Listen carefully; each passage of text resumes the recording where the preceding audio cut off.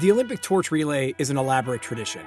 Beginning at the ruins of the Temple of Hera in Olympia, Greece, 11 women, representing the Vestal Virgins, ignite the flame using the sun's rays and a concave mirror before transporting the torch to the Olympic Stadium of the host city, where it burns bright until the day of the closing ceremony and celebration.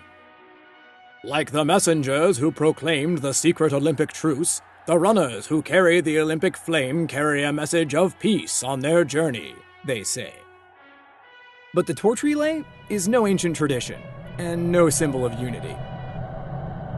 It was fabricated by the motherfucking Third Reich. That's right.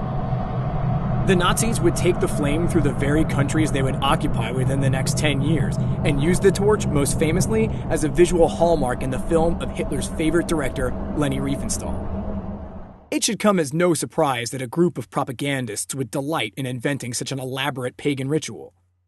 The opening ceremony has the air of a fascist rally, using the striking iconography to celebrate country over actual athletic achievement.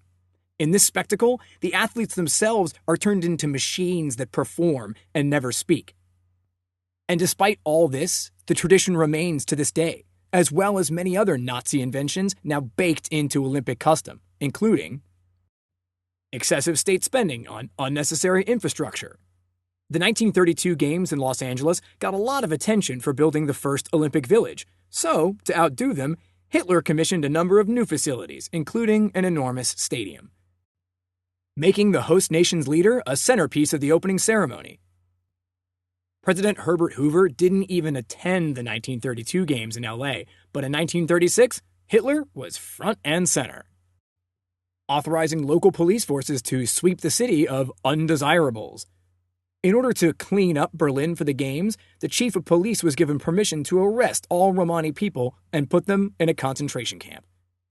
What did America's own egocentric leader and vocal white nationalist make of the Olympic Games when they were announced?